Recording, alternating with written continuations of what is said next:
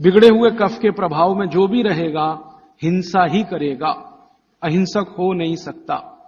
कफ जैसे ही बिगड़ता है तो हर तरह के नेगेटिव विचार और बुरे विचार शरीर में आएंगे। अब वो शरीर की एक स्वाभाविक क्रिया है, इसको रोकना है तो क्या करें? इसको रोकना है तो कफ कम करो, बिगड़ने मत दो। और कफ बिगड़े नहीं तो बागभट्ट जी कहते हैं इसकी सबसे अच्छी अचूक दवा है भरपूर नींद लेना। मुफ्त का इलाज है। बिगड़े हुए कफ को सुधारना है, कंट्रोल में। ये बड़ों के लिए भी मैं कह रहा हूं क्योंकि आगे आपको भी समझ में आएगा कि आपके शरीर में भी अगर कफ की स्थिति बिगड़ रही है तो भरपूर नींद लेना शुरू करिए, कफ अपने आप आपका कंट्रोल में आ जाएगा, क्योंकि शरीर ही कर लेता है ये सब।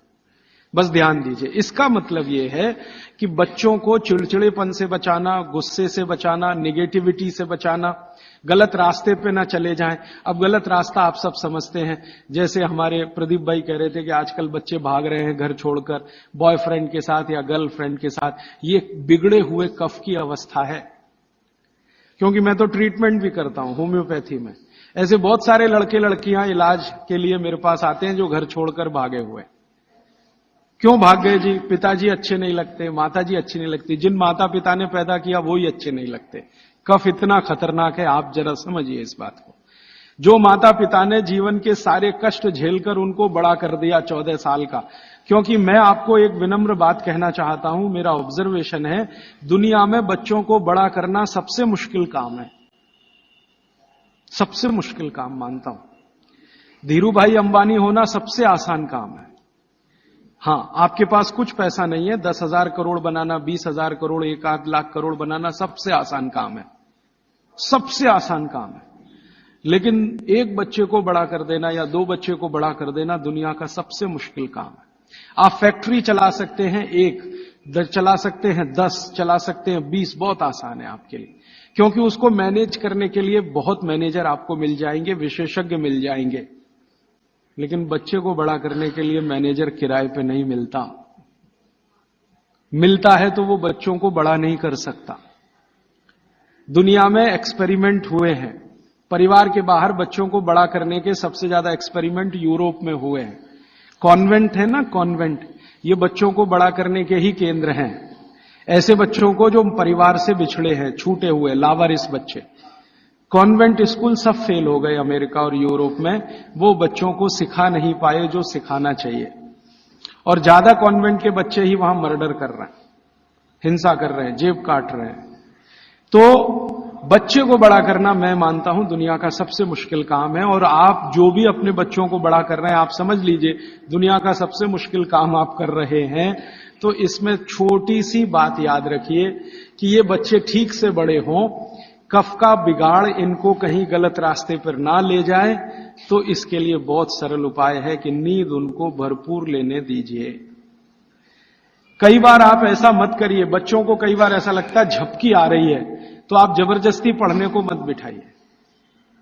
कुछ बच्चे ऐसे हैं जो मेज कुर्सी पे बैठते ही ऊंघने लगते हैं, तो उनसे कहिए कि देखो किताब बंद कर दो और जाके सो जाओ। वो 20-25 मिनट सो के आएंगे, पहले से ज्यादा फ्रेश होंगे, क्योंकि सो के उठते ही कफ का असर कम हो जाएगा। और कफ के असर में पढ़ाई नहीं होती, ये और बात एक ध्यान दीजिए। कफ के असर में पढ़ाई नहीं हो सकती। पढ़ाई अच्छी करनी है तो पित्त के असर में ही होती है। पित्त बढ़ना चाहिए, कफ कम होना चाहिए, तभी पढ़ाई अच्छी होगी। तो जब तक कफ बिगड़ा हुआ है, असर उसका भयंकर दुष्प्रभावी है। पढ़ने के लिए मत बोलिए उनको, कहिए सो जाओ। कफ बिगड़ा हुआ हो तो सबसे अच्छा उपाय है कहो सो जाओ। तो 20 मिनट सोएंगे, आधा घंटे, 1 घंटे या 2 घंटे सो जाए, फिर कहो अब उठने दो, अपने आप से उठने दो। अब अपने आप से जब उठे तब उनका कफ पूरी तरह से शांत होगा, फिर जो भी पढ़ेंगे मगज में बैठेगा, दिमाग में बैठे। और एक छोटी सी बात, आप सवेरे सवेरे स्कूल जाने के लिए जो मार मार के उठाते हैं अपने बच्चों को, आप बहुत बड़ा अत्याचार कर रहे हो, बहुत बड़ा अत्याचार कर रहे हो। कारण क्या है वो समझ लीजिए, समझ लीजिए। वो ये, मैं ये कह रहा हूं कि आप करें जरूरी नहीं है, लेकिन समझ जरूर लीजिए, ताकि आपको करते समय ध्यान में रहे कि मैं ठीक कर रहा हूं या गलत। बच्चों को मार मार के सवेरे जब आप उठाते हैं तो बहुत बड़ा अत्याचार उनके ऊपर होता है। वो क्या होता है, सुबह का समय कफ का समय है दिन के हिसाब से। सुबह का समय कफ का समय है, उस समय उनको सबसे गहरी नींद आएगी। वो प्रकृति का नियम है। और उसी समय मार पीट के आप उनको उठा के बाथरूम में करते, चल जल्दी से नहा, बस आ गई है, ऑटो रिक्शा आ गया है। अरे ये बस और ऑटो रिक्शा क्या करेंगे उसकी जिंदगी को? मैंने ही क्या कर लिया इतना सब पढ़ने के बाद, क्योंकि जो कुछ मैंने पढ़ा है वो मेरी जिंदगी के कभी काम नहीं आया। काम तो वो आ रहा है जो मैंने स्कूल में नहीं पढ़ा, कॉलेज में नहीं पढ़ा। स्कूल कॉलेज में मैंने बहुत पढ़ा है, x + y² = x² + 2xy + y², और पता नहीं कितनी कॉपियां रंग डाली, आज तक मेरी जिंदगी में काम नहीं आया x + y²। अब मेरे गणित के टीचर को मैं पूछता हूं क्यों पढ़ाया मास्टर जी आपने मुझे, तो कहते हैं क्या करूं यार, काम तो मेरे भी नहीं आया, मुझको किसी ने पढ़ाया तो मैंने तुमको पढ़ाया। ये भेड़िया धसान है। मैं आपको विनम्रतापूर्वक ये कहना चाहता हूं, कितने भी अच्छे स्कूल में आप बच्चों को पढ़ाइए, उनकी जिंदगी का 90 से 95% बेकार ही जाने वाला है। अब उसके लिए आप उनको मार पीट के उठा रहे हैं, जो कभी काम नहीं आएगा जिंदगी में। तो आप ये अत्याचार मत करिए। फिर आप कहेंगे जी स्कूल तो सुबह ही चलते हैं, तो स्कूल वालों को मिलकर समझाइए कि बच्चों के स्कूल का समय दोपहर को रखें। अब आप बोलेंगे जी वो कैसे समझेंगे? ऐसे समझेंगे, बच्चे तो आपके पढ़ रहे हैं ना, ये स्कूल के मास्टर जी के पढ़ रहे हैं, बच्चे आपके पढ़ रहे हैं, फीस आप दे रहे हैं। आप मिलकर कहेंगे तो स्कूल वालों को झक मार के सुनना ही पड़ेगा, क्योंकि स्कूल तो आपसे चल रहा है। आप स्कूल से नहीं चल रहे, स्कूल आपसे चल रहा है। आप लाखों रुपए उनको डोनेशन दे रहे हैं, करोड़ों रुपए फीस दे रहे हैं, तो उनको कहिए छोटे बच्चों के स्कूल कभी भी सवेरे नहीं होने चाहिए। 7 बजे से स्कूल चल रहा है, ये तो होना ही नहीं चाहिए। उनका स्कूल 11 बजे से 12 बजे से होना चाहिए। आप प्रयास करिए, सफलता मिले तो बहुत अच्छा, नहीं मिले तो अपना अलग स्कूल ही खड़ा कर दीजिए। हां, क्या मुश्किल है आप जैसे लोगों के लिए? आप सब यहां बैठे हुए लोग हैं, कोई करोड़पति से कम नहीं है, क्या मुश्किल है? एक स्कूल ऐसा शुरू कर दो जो बच्चों को सुबह नहीं पढ़ाएगा जी। हम आयुर्वेद के हिसाब से चलेंगे, हम बागवट के हिसाब से चलेंगे, हमारा बच्चों का स्कूल दोपहर को ही शुरू होगा। तो आप कोशिश करिए, कोशिश करने से दुनिया में सब कुछ होता है। जब से मैंने ये बातें मेरे मित्रों से शेयर की, हमारे कार्यकर्ता बहुत हैं देश भर में, करीब 18,000, उनसे जब शेयर की तो उन्होंने कई कई जगह प्रयास किए, कुछ में सफलता भी मिली। स्कूल वाले मान गए, समझ गए, बागवट के सूत्र उनको समझाए तो वो मान गए। हाँ, बच्चों को, क्योंकि स्कूल में पढ़ाने वाली भी टीचर है या टीचर है, उसके भी अपने बच्चे हैं, वो भी देख रही है, महसूस कर रही है कि सुबह तो सोने का ही उनका मन करता है, तो सुबह तो सोने के लिए ही है उनके लिए, क्योंकि सुबह कफ का असर होता है और बच्चे तो कफ के ही प्रभाव में हैं, तो डबल असर होगा, इसलिए सुबह उनको नींद अच्छी आएगी। सुबह नींद अच्छी आएगी तो उनको झकझोर के जगाइए मत। अब सुबह की नींद उनकी ठीक से आए, इसके लिए वो रात को जल्दी सोए, तो 8 बजे तक सोने के लिए नियम डाल दीजिए। 8 बजे के बाद आपके घर का टीवी बंद हो जाए तो वो भी नहीं देखेंगे, आप देखेंगे तो वो भी देखेंगे। बच्चे तो जो आप करते हैं वैसे ही सीख लेते हैं। तो आप 8 बजे के बाद टीवी को बंद करने का नियम डाल दीजिए। बच्चों में आदत पड़ गई नींद आने की 8 बजे, तो वो सोएंगे, भरपूर नींद लेंगे, सुबह 6 बजे तक उठेंगे, बहुत अच्छे से उठेंगे। फिर आप चाहें तो उनसे कोई भी काम करवा सकते हैं। उनके मन में न चिड़चिड़ापन होगा, न गुस्सा होगा, न कोई नेगेटिव थॉट होगा, क्योंकि नींद जीवन में उतनी ही बड़ी चीज है जितना भोजन। तो भरपूर नींद लीजिए या लेने दीजिए, क्योंकि वो कफ के असर में है। तो बच्चों की दिनचर्या में आप ये ध्यान रखिए कि 8 से 10 घंटे सोना कंपलसरी, एक बात। दूसरा, बच्चे कफ के प्रभाव में हैं, ये मैं बार बार कहूंगा आपसे ताकि याद रहे। बच्चे कफ के प्रभाव में हैं, और कफ का प्रभाव क्षेत्र जो है ना, वो जान लीजिए, हृदय से ऊपर और मस्तिष्क का अंतिम बिंदु, ये कफ का क्षेत्र है। हृदय से ऊपर, यहां से ऊपर पूरा ये कफ का क्षेत्र है। हृदय से नीचे नाभि तक ये पित्त का क्षेत्र है, और नाभि से नीचे पूरा ये वात का क्षेत्र है। तो बच्चे कफ के असर में हैं, तो ध्यान रखिए कि उनको जितने रोग होंगे वो यहां से ऊपर वाले ही होंगे। बचपन के नाक बहेगी, सर्दी होगी, जुकाम होगा, खांसी आएगी, ये सब इसी एरिया के रोग हैं। तो बागवती जी कहते हैं कि बच्चों को कफ के असर से बाहर लाते रहें, बिगड़े नहीं उनका कफ। तो इसके लिए बच्चों की मालिश, उन्होंने एक शब्द, बहुत सुंदर शब्द दिया, अभ्यंग मालिश। मालिश बहुत जरूरी है, बच्चों की मालिश बहुत ही जरूरी है। तेल मालिश, बच्चों की तेल मालिश बहुत जरूरी है। वैसे तो सब माताएं करती ही हैं, अनजाने में वो एक बड़ा काम कर रही। कफ को कम करने की जो दूसरी चीज बताई है भागवत ने, एक तो मैंने बताया नींद, जो कफ की विकृति को कंट्रोल में लाती है। दूसरी चीज जो कफ को कंट्रोल करती है, नियंत्रित करती है, वो है मालिश, घिसाई, रगड़ाई। ये कफ को कंट्रोल करती है। नींद के बाद हो गई मालिश। तो बच्चों की मालिश अत्यंत जरूरी है। तो सुबह जब वो सोकर उठते हैं, शौच आदि से निवृत्त होकर आते हैं, तो उनकी मालिश होनी ही चाहिए। अब भागवती जी ने कहा है कि जो कफ के असर में है वो व्यायाम ना करे, वो प्राणायाम ना करे, योग आसन भी ना करे। ध्यान रखिए इस बात को। भागवती जी कहते हैं कि कफ के असर वाले व्यक्ति को ना तो व्यायाम, ना तो आसन, ना तो प्राणायाम, उसके लिए है मालिश, रगड़ाई चाहिए उसको शरीर के। ठीक है? तो मेरी आपको विनती है कि बच्चों को व्यायाम करने के लिए प्रोत्साहित मत करिए। कई बार माता पिता टीवी का चैनल खोल के वो रामदेव जी का चल रहा है, चल तू भी कर, उसके लिए नहीं है ये। व्यायाम, योग, प्राणायाम उनके लिए सबसे उपयोगी है जो पित्त के प्रभाव में है। वात के प्रभाव वालों को बहुत मामूली, पित्त वालों को सबसे ज्यादा, कफ वालों को बिल्कुल नहीं।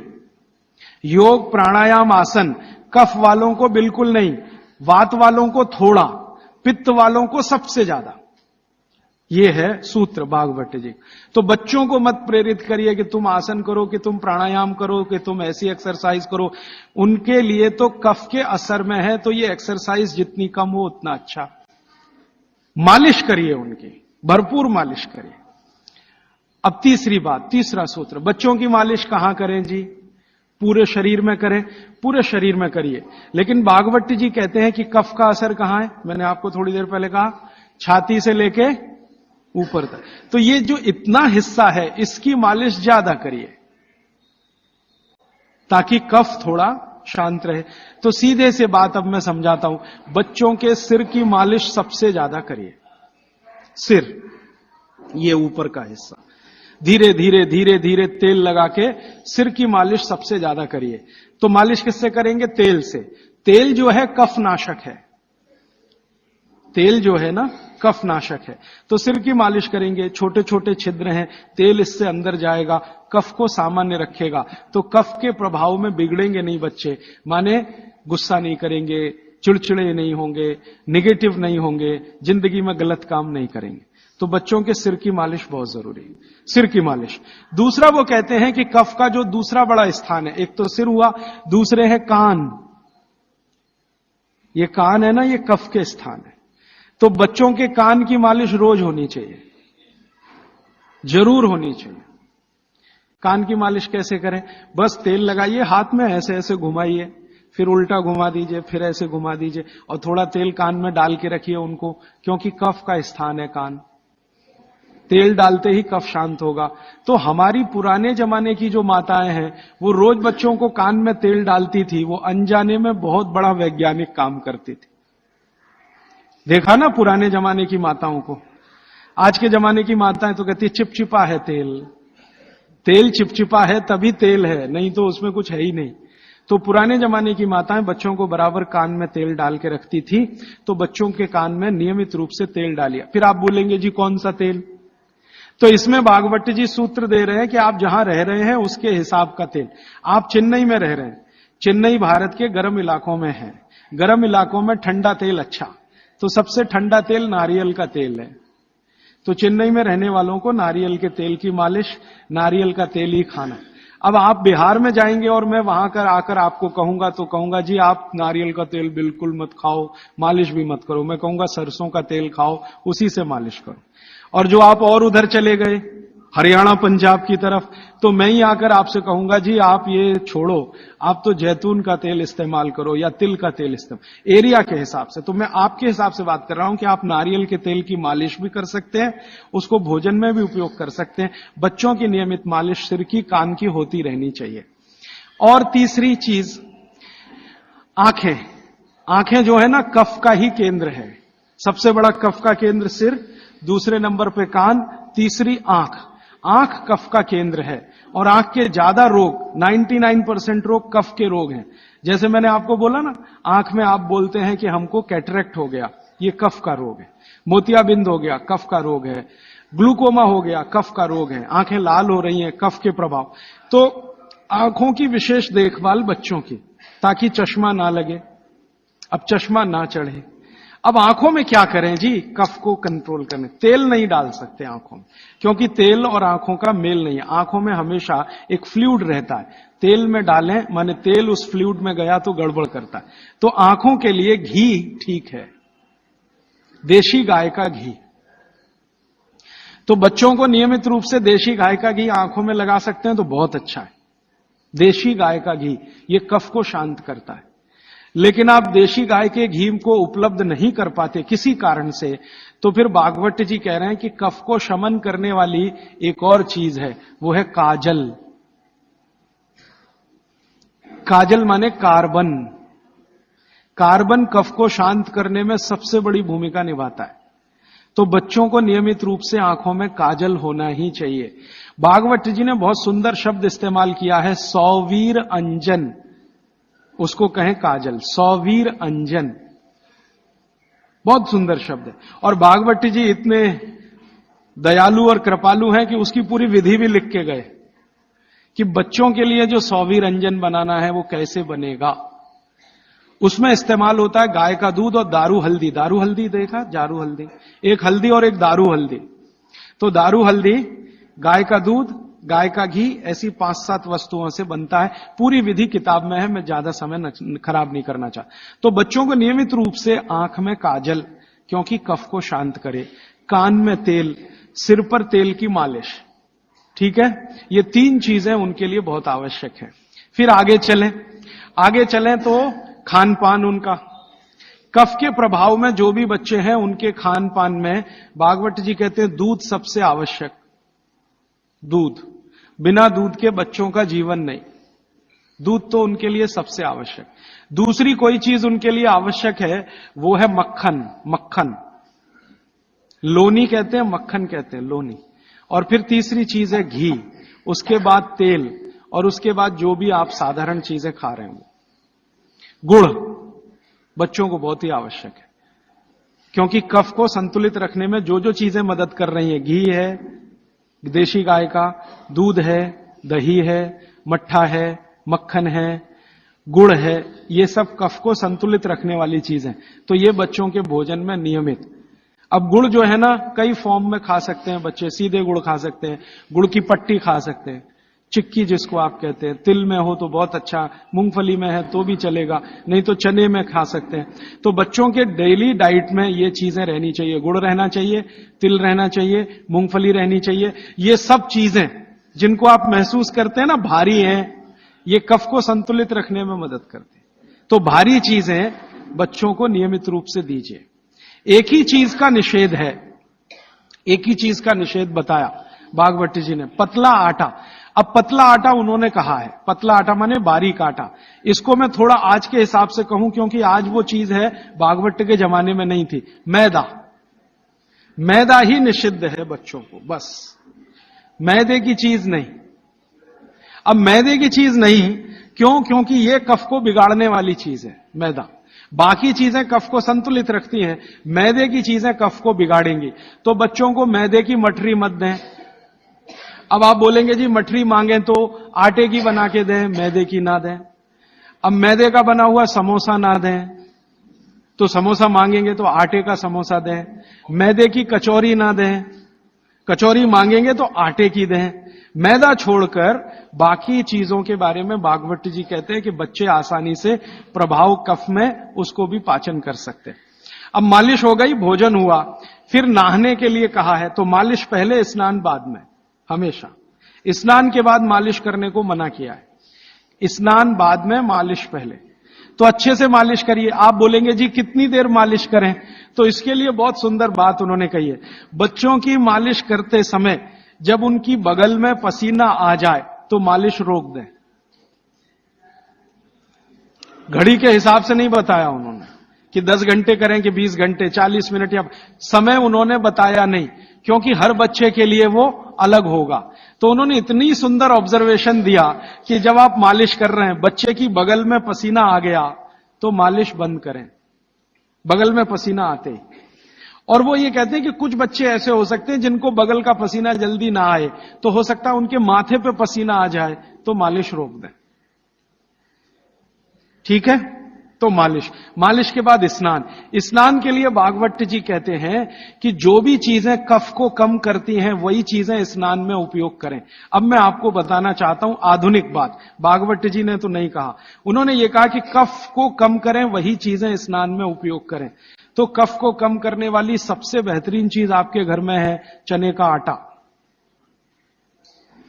दूसरी बेहतरीन चीज है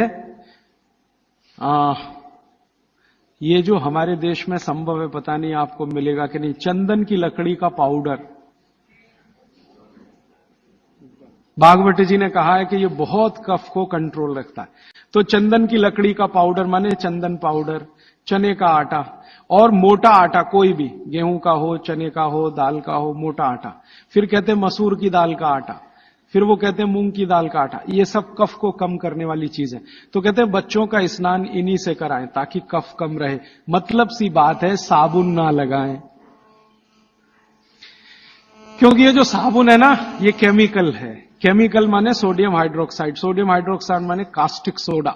ये कास्टिक सोडा तो कफ को भड़काने वाली चीज है, इसलिए बच्चों को साबुन गलती से भी ना लगाएं। उनको चने के आटे से नहलाएं, मुल्तानी मिट्टी से नहलाएं, चंदन पाउडर से नहलाएं, क्योंकि कफ को कम करने वाली ये सब चीजें हैं। इन चीजों से ही स्नान कराएं। उपटन बना के रखें घर में, उपटन से स्नान कराएं। बच्चों को साबुन गलती से भी नहीं। और साबुन जो गलती से आप लगा रहे हैं और आंख में गया तो सर्वनाश कर सकता है आंख का, क्योंकि आंख कफ के प्रभाव में है और साबुन बहुत तीखा होता है। वो पित्त और वात के प्रभाव की चीजें हैं। तो दुश्मन मिल गए दो एक साथ, साबुन और आंखों का जल, तो तकलीफ करेगा। वैसे भी बच्चे बहुत रोते हैं साबुन आंख में लगे। तो आजकल टीवी में एक विज्ञापन आने लगा, बिना आंसू निकालने वाला साबुन दुनिया में हो ही नहीं सकता। ये मूर्ख बनाने के तरीके हैं आपको। कोई भी साबुन आंसू ना निकाले, ये हो ही नहीं सकता, क्योंकि साबुन है ही पित्त और वात का, और आंखें हैं कफ की। लगेगा तो आंखों से आंसू निकलेंगे ही। हां, एक ही समय में हो सकता है कि साबुन में कास्टिक सोडा सबसे कम हो, ग्लिसरीन और तेल सबसे ज्यादा हो। तो ग्लिसरीन और तेल अगर सबसे ज्यादा है तो उपटन में ही तेल मिला के नहला देना। साबुन क्यों खरीद के ला रहे हैं? 35 रुपए का आता है Johnson and Johnson baby soap, 350 रुपए किलो। 35 रुपए का 100 ग्राम, 350 रुपए किलो। काजू से महंगा है, काजू 200 रुपए किलो, साबुन 350 रुपए किलो। बादाम से महंगा है, बादाम 300 रुपए किलो, साबुन 350 रुपए किलो। और नहा के जाएगा कहां? पानी में ही जाएगा ना। 350 रुपए किलो की चीज पानी में बाहर है। उससे अच्छा काजू खिला दें उनको, बादाम खिला दें। तो नहाने के लिए उपटन जो बहुत सस्ता पड़ता है, और क्वालिटी उसकी कैसे चेक करें कि कफ को नाश करता है, कफ को शमित रखता है, कफ को शांत रखता है। इसलिए उपटन का स्नान बच्चों को जरूरी। आगे बढ़ें। बच्चों का स्नान होने के बाद उनके खान पान का मैंने बता दिया। ऐसी चीजें उनको नियमित खिलानी है जो कफ को कम करती है। मैंने 3-4 चीजों के नाम लिए। दूध है, दही है, मट्ठा है, हर मोटा अनाज। हर मोटा अनाज माने बाजरी है, जवारी है, ये सब कफ को शांत रखने वाली चीजें हैं। गाय का घी है ना, मक्खन और घी। मक्खन ज्यादा अच्छा है बच्चों को बनिस्बत घी के, क्योंकि मक्खन कफ को शांत रखने में मदद करता है। तो मक्खन ज्यादा से ज्यादा उनके भोजन में रहे, और बाकी सब चीजें, दाल चावल जो भी आप खाते हैं, अच्छा। फिर उसके बाद शाम के समय 3-4 बजे के आसपास क्या होता है, उनका पित्त थोड़ा बढ़ेगा। 12 से 4 के बीच में पित्त बढ़ता है। 12 बजे तक कफ के असर में है, 12 से 4 के बीच में पित्त बढ़ेगा। तो उस समय ऐसी चीजें खिलाएं जो घी की बनी हुई हैं। घी की बनी हुई चीज। और रात को ये बच्चे थोड़ा वात के असर में आते हैं, कफ तो सबसे ज्यादा है लेकिन रात को वात के, तो वात को कम करने वाली चीजें रात को उनको दें। और वो मैं पहले दिन भी काफी बता चुका हूं। तो ये हो गया बच्चों की दिनचर्या। 7 बजे सोने के लिए का माहौल बनाने के लिए तैयारी करें। 7 बजे तक माहौल बने सोने का तो 8 बजे सोएंगे। और माहौल बनाने में सबसे बड़ी मदद करेगा टीवी का स्विच ऑफ। मेरी तो आपको विनती है कि घर के छोटे बच्चे हैं ना, तब तक केबल कनेक्शन ना लें। छोटे बच्चे जब थोड़े समझदार हो गए हैं तो चलो चलेगा, क्योंकि समझदार होने से मतलब उनको मालूम होना चाहिए कि कहां स्विच ऑफ करना है, तो उस समय थोड़ा चल जाएगा। लेकिन बच्चे जब तक छोटे हैं, साल भर के, 1.5 साल के, 2 साल के, 2.5 साल के, तब तक तो केबल कनेक्शन ऑफ रखें, या केबल कनेक्शन है तो टीवी ऑफ रखें, चले नहीं उनके सामने। नहीं तो वो चालू हो जाएंगे, पोगो देखेंगे, पोगो। हां, कार्टून फिल्म देखेंगे। क्यों देखेंगे जान लीजिए। कफ के असर में जो बच्चा होता है, इसको समझाना चाहता हूं मैं, कफ के असर में जब बच्चा होता है तो उसकी कल्पनाशीलता सबसे ऊंची होगी। मैंने थोड़ी देर पहले कहा ना, ये कफ है, जो सम में रहे तो व्यक्ति को बहुत कल्पनाशील बनाएगा, इतना कल्पनाशील और वैज्ञानिक बनाएगा, सोच नहीं सकते। बिगड़ेगा तो सबसे बड़ा अपराधी भी बनाएगा उसको। तो बच्चों की कल्पनाशीलता बहुत होती है क्योंकि वो कफ के असर में है। इसलिए हर ऐसी चीज जो उन्हें सोचने में मदद करती है उनको अच्छी लगती है। आपने एक कहानी सुनाई, बच्चे कहानी सुनते हैं ना बड़े मजे से। क्यों सुनते हैं? वो उनकी कल्पनाशीलता में मदद करती है कहानी। आपने कहा एक राजा था, अब इतना कहते ही उनका चालू हो गया दिमाग। आप आगे का वाक्य बोलेंगे, उसके पहले वो कल्पना कर लेंगे राजा कैसा है, सिंहासन पर बैठा है कि जमीन पर बैठा है, बगल में रानी है कि नहीं है, सामने वजीर है कि नहीं है, मंत्री है कि। ये तो आपके बोलने से पहले उनके दिमाग में घूम गई पूरी फिल्म। एक राजा था, फिर कहेंगे आगे बताओ, तो आप कहेंगे एक रानी थी, अब रानी के बारे में सब बातें उनके दिमाग में आ गई। फिर आप कहेंगे क्या हुआ, तो दोनों मर गए, खत्म कहानी। अब आप कहेंगे तो उनको बिल्कुल अच्छा नहीं लगेगा। हम लोग बच्चों को टालने के लिए कहते हैं, एक राजा था, एक रानी थी, दोनों मर गए, खत्म कहानी। उनको बिल्कुल अच्छा नहीं लगेगा, क्योंकि जिस समय कल्पना उनकी चलना शुरू हुई, आपने कहानी खत्म कर दी।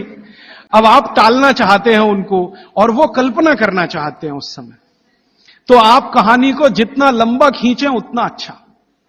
मेरा कहना यह है आपको, कहानी को लंबा खींचते जाएं, भले एकता कपूर के सीरियल की तरह से खींचें उसको।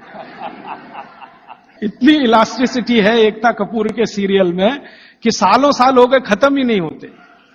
सास भी मर गई, बहू भी मर गई, एक जनरेशन चली गई, दूसरी आ गई, सीरियल खत्म। ये बच्चों को चाहिए, आप उनकी कल्पनाशीलता को बढ़ाने में मदद करें। माने कहानी जो वो सुन रहे हैं उसको छोटी ना करें, सुनते सुनते सो जाएं तो बहुत अच्छा है।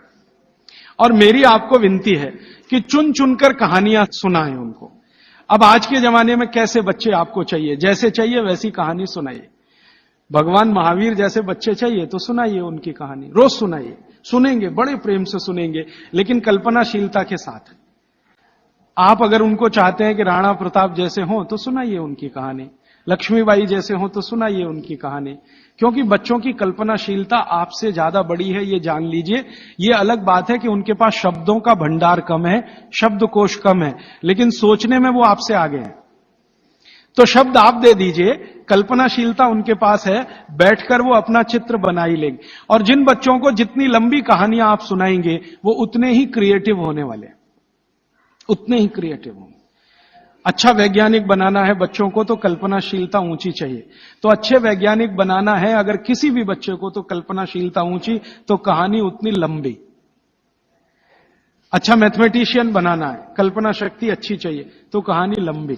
माने लंबी कहानियां सुनाने की आप अपनी आदत डालें तो बच्चों में आएगी। वो कहानी सुनने में इतने मगन होते हैं, फिर उनको टीवी की जरूरत नहीं है, ना पोगो की जरूरत है, ना कार्टून नेटवर्क की कुछ जरूरत नहीं। आप अगर सुना रहे हैं उनको कहानी जिसमें उनकी कल्पनाशीलता रम रही है तो वो बहुत जरूरी है। और फिर मेरी एक छोटी सी आखिरी बात, क्योंकि दूसरी बात के लिए समय कम पड़ रहा है, कि जब बच्चे आपसे कोई सवाल करें तो जान लीजिए वो अपनी कल्पनाशीलता को बढ़ाना चाहते हैं, तब सवाल कर रहे हैं। तो उनके सवाल का जवाब ईमानदारी से दें। जैसे उन्होंने सवाल पूछा कि ये टमाटर का रंग लाल क्यों है। मान लीजिए सवाल पूछा, टमाटर का रंग लाल क्यों।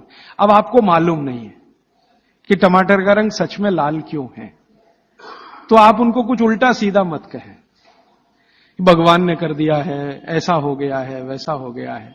आप उनको ईमानदारी से कहें, देख भाई, बेटा या बेटी, मुझे अभी मालूम नहीं है कि टमाटर का रंग लाल क्यों होता है, मैं कल पता करके बता दूंगा या परसों पता करके बता दूंगा।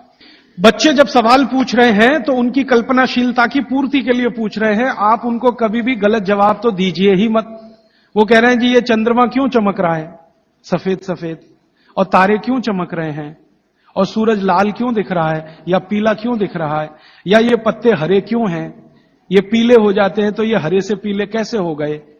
ऐसे सवाल वो पूछेंगे, उनके उत्तर पूरी ईमानदारी से दीजिए। तो इसका माने आपको पढ़ना ही पड़ेगा, बिना पढ़े आप उत्तर दे नहीं सकते। और जो आपने कोशिश की उल्टा सीधा, तो थोड़े दिन में जब उनको सच्चाई पता चलेगी तो आपका आदर वो बिल्कुल नहीं करेंगे। उनके गुरुजी ने बता दिया कि ये पत्ता हरा इसलिए था और टमाटर लाल इसलिए हो गया और चंद्रमा इसलिए चमकता है, सूरज इसलिए पीला दिखाई देता है। जैसे ही उनको पता चलेगा तो आपकी इज्जत तो 2 कौड़ी की हो गई उनके सामने। वो आपको कहेंगे जी आपने गलत बताया, मेरी टीचर ऐसा बोलती है। तो आपसे हटकर वो टीचर की तरफ चला गया, और टीचर की तरफ गया तो समझ लो बच्चा आपके हाथ से ही गया। जैसे जैसे उसका आकर्षण टीचर के प्रति बढ़ता जाएगा, वो आपके कंट्रोल के बिल्कुल, फिर टीचर जो कहेगी उसको पत्थर की लकीर मानेगा, आप जो कहोगे उस पर कभी भी भरोसा नहीं करेगा। इसलिए मैंने थोड़ी देर पहले कहा, बच्चों को बड़ा करना दुनिया का सबसे मुश्किल काम। तो आप बच्चों के साथ व्यवहार वैसा ही करें जैसा प्रकृति ने उनको स्वभाव दिया है। कफ का स्वभाव माने कल्पनाशीलता वाला स्वभाव, कफ का स्वभाव माने इमेजिनेशन, लिमिटलेस इमेजिनेशन। वो सीमा के पार जाके बात करते हैं। आप देखते हैं ना, दुनिया के सारे बच्चे परेशान है हैरी पॉटर पढ़ने के लिए, है ना। और आप और मैं सवाल करते हैं जी हैरी पॉटर में रखा क्या है।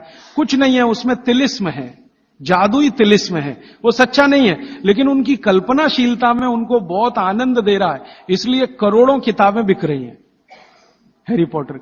आप पसंद करें या न करें, क्योंकि बच्चे कफ के असर में है, कल्पनाशीलता उस समय सबसे ज्यादा है। तो जादुई बातें, तिलिस्मी बातें, जादूगर की बातें, ये सब उनको अच्छी इसलिए लगती है कि कल्पनाशीलता बढ़ाने में ये सब मदद करती है। ये जासूसी उपन्यास जितने हैं ना, बच्चे बहुत प्रेम से पढ़ते हैं, चाहे वो अमेरिका में हो या हिंदुस्तान में। बस अंतर है, अमेरिका में अंग्रेजी में पढ़ेंगे, हिंदुस्तान में हिंदी में जरूर पढ़ेंगे। चंदा मामा एक पत्रिका आती है बच्चों की, चंदा मामा या नंदन, चुन चुन के ऐसी कहानियां हैं उसमें जो उनकी कल्पनाशीलता बढ़ाती हैं। तो वो लड़ेंगे आपसे, चंदा मामा चाहिए, नहीं तो ये किताब चाहिए, अमर चित्रकथा चाहिए, ये चाहिए, ये चाहिए। अब आपके ऊपर है कि आप उनकी कल्पनाशीलता कितनी बढ़ा सकते हैं। 14 साल तक विशेष ध्यान रखें बच्चों का, जब तक वो कफ के असर में।